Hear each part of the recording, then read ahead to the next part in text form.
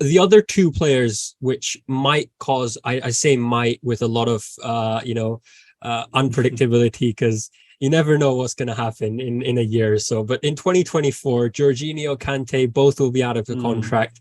Not a lot of news or not a lot of talks about, contract renegotiations or, what this new era brings into the club. Because from what I can tell, if you're above 30 and if it's still the Roman era, you're only getting a year on your contract. And is it really worth it to give Kante and Jorginho a new contract, knowing Kante is at a time of his career where he's playing about 50% of Chelsea's game. He's played about 50% of Chelsea's game last season. The season before that as well, it might have been a little above 50%, but it's not a significant number, which he can make a change in the season and bring those performances that he was doing from 2016 all the way up to, I guess, the Champions League season that we've seen. We won the Champions League in. Look, man, this is another touchy topic, isn't it? Kante, Jorginho. I'm putting you on the spot. No one wants to talk about it because there's people that think they need to be gone and you're going to get abused, and there's people that think they need to stay and he's still going to get abused. So either way, it doesn't really matter. Look, once again, I guess the way I look at it, if you think about it logically, we don't want to get into a situation, Mohammed, where these players are going on a free, much like Rudiger and Christensen. So we have to make some sort of money. At the end of the day, football is a business. So we've got to think about it that way as well. Yes, we get connected with players. We feel emotional about players, but it's a business. So we have to make the right business decisions as well. Now, Kante, Jorginho, I think both are above 30, I believe. Jorginho is 30. Kante, I don't know whether he's 30 or 29. Or maybe he's 30. Either way, they're in the wrong spectrum of the age. I personally think, I'll start with Kante.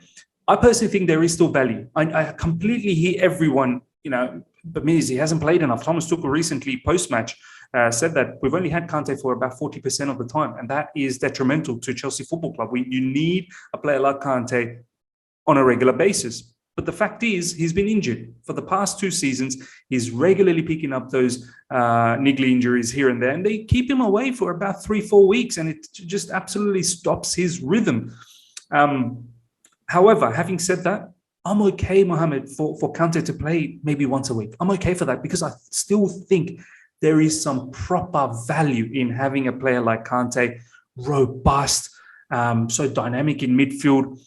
You can use him in certain scenarios when we want to counter-attack a particular team, when there is a team that seems like they want to hold on to the possession, maybe a team much like, let's say, a Man City or maybe a Liverpool. Those sort of scenarios, Kante can be very beneficial. Kante off the bench could be beneficial maybe as well. So I feel like there is a value. Now, is there a proposition maybe if a team comes in and pays, I don't know, 35-40 million pounds for Kante on his last year? Do we consider? Maybe we have to consider. We do need to start thinking about the future. I'm just a bit sort of weary about the situation that we've lost Rudiger. We've announcement for Christensen happened earlier today from Chelsea that he is departed from the club.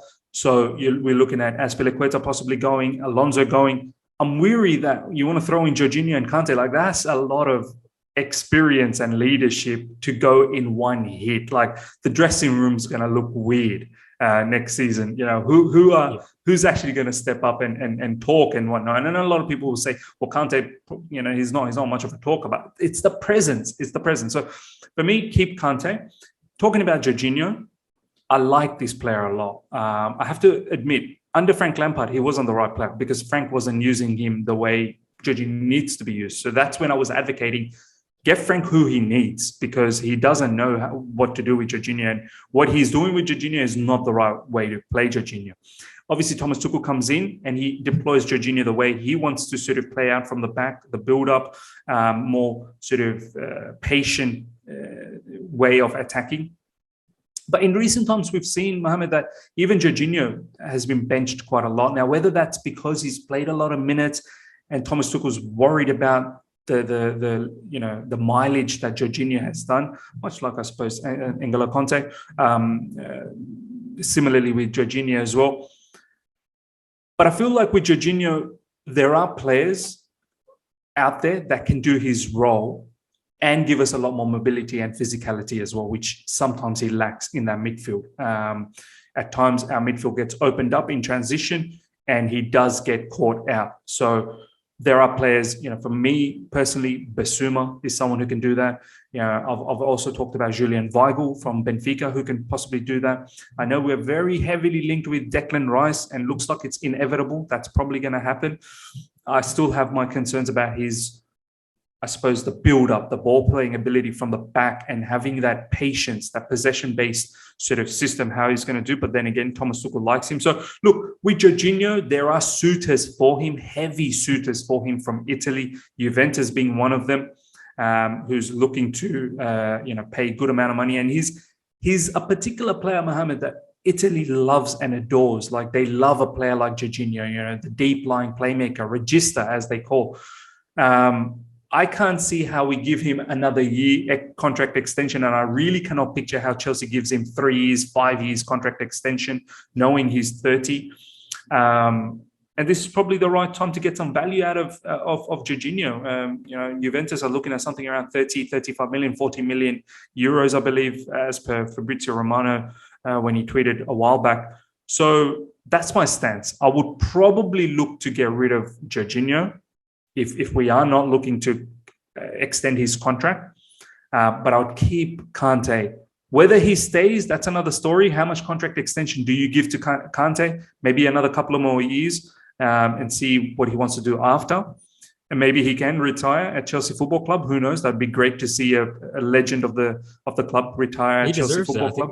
He deserves that. Yeah, he deserves that. So, yeah, man, that's my stance on Kante and Jorginho.